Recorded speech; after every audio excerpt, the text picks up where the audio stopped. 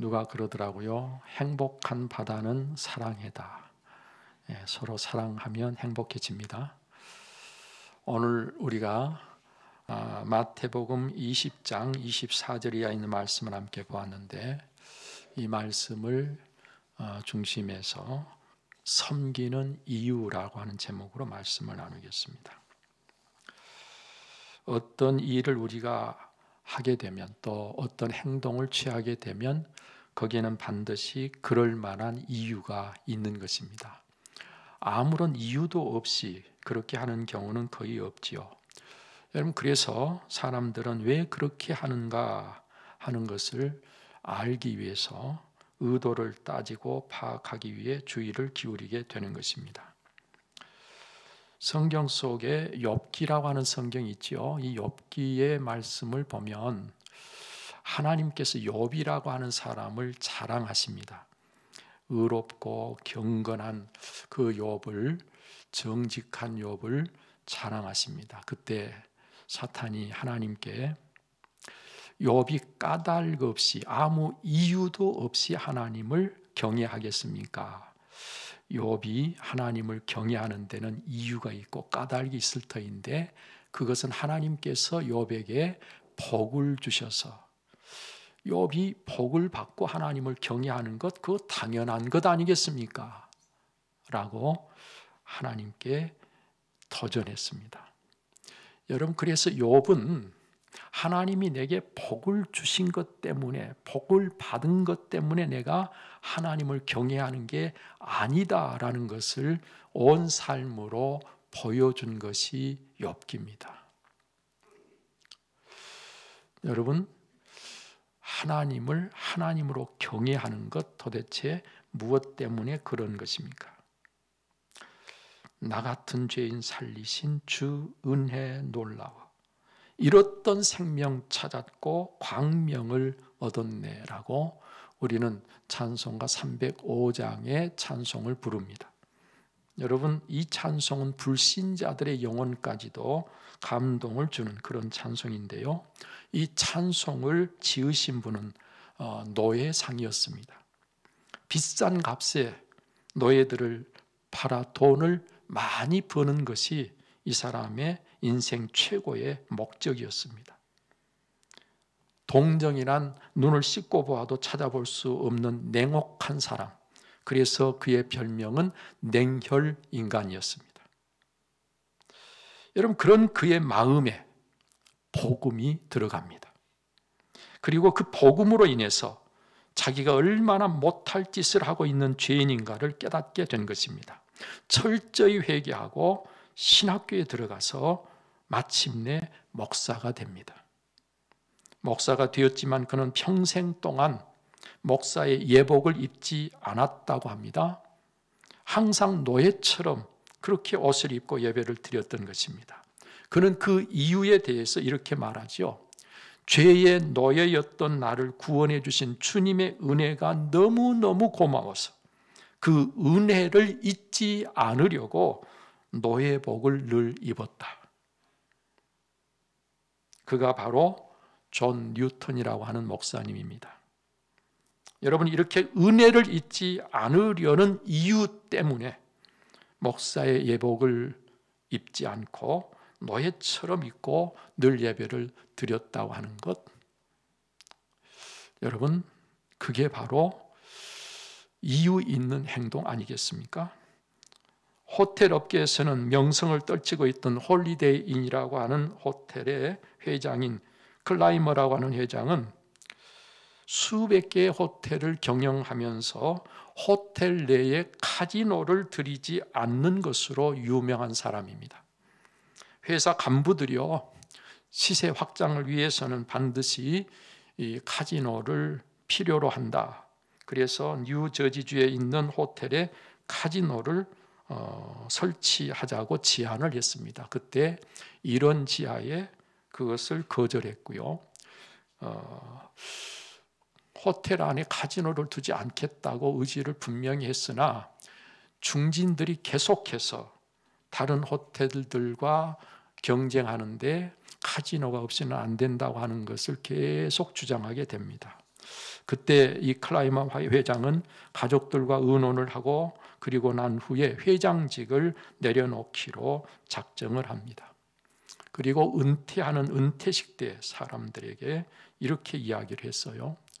저는 제가 경영하는 호텔에는 카지노를 두지 않기로 하나님과 약속했습니다. 사람들과의 약속도 중요한데 하나님과의 약속은 얼마나 더 소중한 약속이겠습니까? 제가 하나님과의 약속을 지키는 길은 회장직에서 물러나는 것이라는 결론에 도달했습니다. 그래서 결단했습니다. 이렇게 결단을 하고 나니 지금 저의 마음은 무척 평안합니다. 여러분, 이렇게 하나님과의 약속 때문에 그 좋은 자리, 회장직도 내어놓았습니다. 회장직을 내어놓는 이유가 있고 까닭이 있어요. 그것은 하나님과의 약속 때문이었던 것입니다. 오늘 성경 본문 말씀을 보면 예수님의 10 제자가 분해하는 것으로 시작이 되고 있습니다. 여러분, 이 10 제자가 분해하는 이유가 바로 그 앞부분에 말씀되어 있지요. 거기 보면 세베대 아들의 어머니가 그 두 아들을 데리고 예수님께 나옵니다. 여기 두 아들은 마가복음 10장 35절에서는 야고보와 요한으로 기록이 됩니다. 이 야고보와 요한, 이 두 아들을 데리고 그 어머니가 예수님께 나와서 요청하기를, 나의 이 두 아들을 주의 나라에서 하나는 주의 우편에 하나는 주의 좌편에 있게 명하소서라고 요청을 했습니다. 이것을 듣게 된 제자들이 이 사실을 알고 분해했다, 그런 이야기입니다. 여기 분해한 10 제자들 마음에도 똑같은 욕망이 자리하고 있었다는 것을 우리에게 알게 해줍니다. 그들은 다만 차마 그것을 드러내놓고 말하지 못하고 있었을 뿐, 그래서 눈치만 보고 있었을 뿐, 야고보와 요한이 눈치만 보고 있는 그들보다 먼저 치고 나가서 먼저 최고의 자리를 차지하려고 한 것뿐입니다. 그러나 그들은 그것 때문에 분해했던 것이죠. 여러분, 이때 예수님께서 이 제자들을 조용히 따로 불러서 이렇게 다 이루고 계십니다. 너희는 하나님을 알지 못하는 이방인들의 집권자들과 같아서는 안 된다. 너희는 달라야 된다. 어떻게 달라야 하는가 하면, 이방인 집권자들은 자기들 마음대로 주관하고 권세를 부리는 그런 모습을 보이지만, 너희는 지배하고 그리고 권세를 부리는 것이 아니라 오히려 종처럼 섬기는 자가 되어야 한다. 왜 그래야 하는가? 왜? 누구든지 섬기는 자가 하나님 앞에서는 참으로 큰 자요, 참으로 으뜸이 되기 때문이다. 그리고 또 너희는 나를 본받아야 할 나의 제자들이 아니냐. 내가 바로 섬기는 자로 오늘 이 세상에 왔기 때문에 너희들은 나를 본받아서 섬기는 것이 참으로 옳은 것이다라고 다 이르신 것입니다. 그리고서 예수님은 자기 자신에 대해서 너무도 중요한 말씀을 주셨는데, 바로 그게 오늘 본문 마지막 28절의 말씀이죠. 인자가 온 것은 섬김을 받으려 함이 아니라 도리어 섬기려 하고 자기 목숨을 많은 사람의 대속물로 주려 함이니라. 예수님은 섬김을 받으려 오신 게 아니라 섬기려고 오셨다고. 그리고 자기 목숨까지도 대속물로 주려고 오셨다고 말씀하십니다. 그리고 예수님은 이 말씀 그대로 이 땅에 오셔서 끝까지 섬기시다가 마침내는 십자가를 지시고 속죄의 죽음을 죽으셔서 섬기는 자의 완벽한 모델이 되십니다. 여러분, 요한복음 13장에 보면요, 제자들과 저녁을 잡수시던 자리에서 일어나셔서 겉옷을 벗으시고 허리에 수건을 두르시고 대야에 물을 떠다가 제자들의 발을 일일이 씻겨 주셨습니다. 그때 베드로가 제 발은 씻을 수 없다고 해서 약간의 해프닝이 있었습니다마는 어찌됐든 예수님은 제자들의 발을 하나하나 다 씻겨 주셨습니다. 그리고 예수님께서 너희도 이렇게 섬기는 자가 되게 하려고 본을 보였다고 말씀하십니다. 예수님께서 섬기는 자로서 본을 보이신 것은 제자들이 예수님처럼 섬기는 자가 되게 하려고. 여러분, 그리고 나서 예수님은 그 자리에서 일어나서 십자가를 지시기 위해 자기를 잡으러 온 자들에게 자신을 내어 맡기셨습니다. 예수님은 죽기까지 섬기신 것입니다. 여러분, 이렇게 하심으로 해서 예수님은 과연 섬기는 자가 참으로 으뜸이요 참으로 큰 자인 것을 온몸으로 입증해 주신 것입니다. 여러분, 그렇잖아요. 이렇게 섬기신 예수님을 나의 주님으로 받아들여서 믿는 자라면 그 역시 섬기는 자가 되어야 하는 것은 너무 당연한 일 아니겠습니까? 그리스도인, 그러면 섬기는 자, 이렇게 인식이 되어서 그 호칭이 대명사가 될 만큼 섬기는 것이 기본인 사람이 그리스도인인 것입니다. 섬기는 일이 기쁨이 되어야 합니다. 우리 그리스도인의 간판이 바로 섬김이 되어야 합니다. 왜 그래야 한다고요? 우리 그리스도인들은 왜 섬기지 않으면 안 될까요? 그래야 할 이유가 무엇입니까?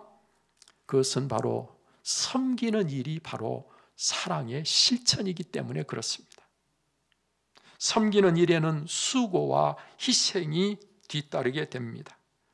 그런데 사랑하면 신기하게도 사랑의 대상을 위해서 수고하고 싶고 사랑의 대상을 위해서 뭔가 희생하고 싶어집니다.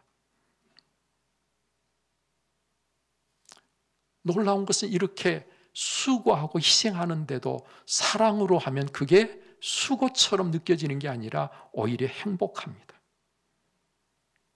함께, 즉 섬기는 자와 섬김을 받는 자가 함께 행복해지는 것이 바로 이 섬김이라고 하는 것이죠. 이것이 천국의 모습입니다. 여러분, 천국은 어떤 모습이에요? 모든 사람들이 사랑으로 섬기는 나라가 바로 천국인 거예요. 하나님은 사랑이시기 때문에 우리를 얼마든지 지배하실 수 있는 분이심에도 불구하고 지배 대신에 우리를 섬기셨잖아요. 우리도 사랑한다면 마땅히 섬겨야 하는 것입니다. 예수님은 이렇게 죄인된 우리를 섬기러 오신 하나님이십니다. 우리가 왜 섬겨야 될까요? 우리가 너무너무 황송한 섬김을 먼저 받았기 때문입니다. 의롭고 경건한 우리를 하나님이 섬기신다고 해도 말이 안 되는데 죄로 망가질 대로 망가져 쓰레기 같은 우리를 만물의 근본이 되시는 하나님이 섬겨주신 일은 있을 수 없는 일이 아닐 수 없습니다. 있을 수 없는 일이 내게 일어난 것입니다. 이를 정말 우리가 안다면 우리가 그간 누구든 섬길 수 있어야 옳은 것 아니겠습니까? 섬김을 받기에 너무 합당치 못한 내가 하나님의 섬김을 받았으니 나도 누군가 섬길 때 섬길 수 없는 자가 있을 수가 없는 거예요. 엄청난 섬김을 받은 자의 삶은 반드시 섬김으로 나타나야 올바른 응답이 있다고 할 수 있지 않겠어요? 하나님이 나를 섬기신 그 섬김에 내가 올바로 응답하는 응답자가 되려면 나도 반드시 그렇게 섬기는 자가 되어야 한다는 말씀입니다. 왜 우리가 섬겨야 합니까? 우리가 섬길 때 하나님 앞에서 참으로 으뜸이 되기 때문에 섬겨야 하는 것입니다. 하나님은요, 교만한 자를 낮추시고 겸손한 자를 높이십니다. 종처럼 섬기는 자를 왕처럼 섬김을 받게 해주십니다. 예수님이 그 확실한 모범이 되어주십니다. 여러분, 예수님은요, 스스로 자기를 비워 종의 형체를 가져 사람이 되셨다. 그렇게 빌립보서 2장이 말씀하십니다.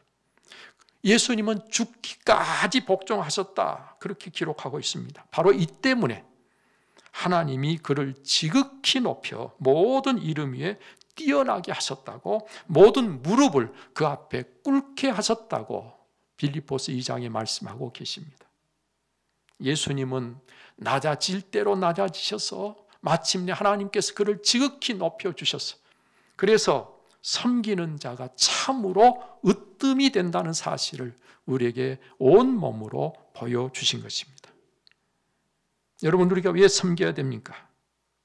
무엇보다도 나의 주, 나의 구원, 나의 하나님이신 예수님이 섬기신 분이시기에 우리 역시 마땅히 섬기는 자가 되어야 하는 것이죠. 주 되신 예수님과 내가 다른 삶을 산다면 예수님이 나의 주님이 아닌 것입니다. 예수님이 섬기시면 나도 섬길 때 진정 예수님이 나의 주님인 것이 거짓 없는 사실이 될 수 있습니다. 입술만의 고백으로는 인정받을 수가 없지요. 내가 예수님을 주님이라고 고백하는 한 내 삶이 그분이 원하는 삶 그대로 사라질 때 그 고백이 진실된 고백으로 인정을 받게 된다, 그런 말입니다. 따라서 예수님이 섬기시는 분으로 나의 주님이시니 내가 어찌 섬기지 않을 수가 있겠냐, 그런 말이죠. 세상은 어디서나 섬기는 자를 필요로 합니다. 섬기는 자가 많으면 많을수록 살기 좋아집니다. 천국은 모두가 사랑으로 섬기는 자들만 있는 나라입니다. 그래서요, 가장 살기 좋은 곳이 천국이 될 수밖에 없는 것이죠. 그러므로 이 세상에서의 삶은 천국의 삶을 준비하되 섬기는 훈련을 하는 곳이 이 세상이라는 사실을 우리가 잊지 말아야 됩니다. 잘 섬기는 자가 준비된 하나님의 나라 백성인 것이죠. 저는 우리 교회에 잘 섬기는 분들이 많은 것을 너무너무 감사하지 않을 수가 없습니다. 누가 알아주든지 알아주지 않든지 상관없이 섬기는 분들이 진짜 예수님 닮은 분들이기 때문에 그렇습니다. 여러분, 예수님을 닮았다고 하는 것은 이렇게 섬기는 자로서 오늘을 사는 것입니다. 우리가 잘 섬기려면 어떻게 해야 할까요? 겸손한 마음, 외적으로는 자기를 낮추는 자세, 그래서 허리를 숙이고 섬기는 것입니다. 예수님께서도 제자들을 섬기기 위해서 무릎을 꿇고 제자들의 발을 씻기시지 않았어요? 이처럼 겸손한 마음 그리고 낮은 자세가 우리가 섬기는 자로서 섬기기를 잘할 수 있는 자입니다. 우리가 잘 섬기려면 누구든지 대상을 소홀히 여기는 마음이 있어서는 안 되고요, 소중히 여기는 마음을 가져야 됩니다. 다시 말하면 많이 사랑할 수 있을 때 잘 섬길 수 있다, 그런 말이에요. 여러분, 그래야 섬기는 척을 하지 않고 정말로 섬길 수가 있는 것 아니겠습니까? 사랑하는 마음이 없으면, 상대방을 소중히 여기는 마음이 없으면 우리가 섬긴다고 해도 섬기는 척을 하는 거지 진짜 섬기는 것이 될 수 없다, 그런 말이에요. 따라서 잘 섬기려면 먼저 소중히 여기는 마음부터 가져야 되는 것입니다. 또 잘 섬기려면 수고와 희생을 각오해야 됩니다. 여러분, 수고를 싫어하면, 희생을 싫어하면 섬길 수가 없는 것이죠. 잘 섬기기를 정말 원한다면 수고를 마다하지 않고 희생을 기뻐하면서 오늘 우리가 수고할 수 있을 때, 희생할 수 있을 때 우리는 잘 섬길 수 있는 것입니다. 예수님께서 바로 그렇게 하셨어요. 사랑하는 성도 여러분들이요, 이 땅에 섬기기 위해 오신 예수님의 탄생을 앞두고 나의 섬김이 예수님을 닮은 사랑의 섬김인가를 잘 살펴서 내 안에 오신 예수님을 기쁨으로 섬기고 따르는 여러분들이 꼭 되시기를 바랍니다.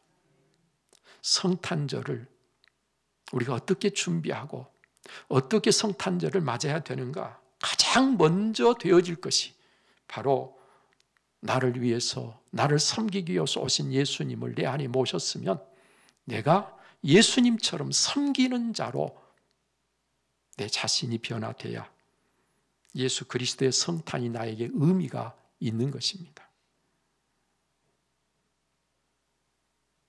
추리를 만들고 불빛을 찬란하게 화려하게 켜고, 그리고 우리의 마음이 들떠 있는 것이 성탄절이 아니고 예수님의 섬김을 그대로 본받아 섬기고자 하는 마음으로 우리가 변화될 때, 섬기는 자의 삶을 살려고 할 때 우리에게 오신 성탄은 의미가 있습니다.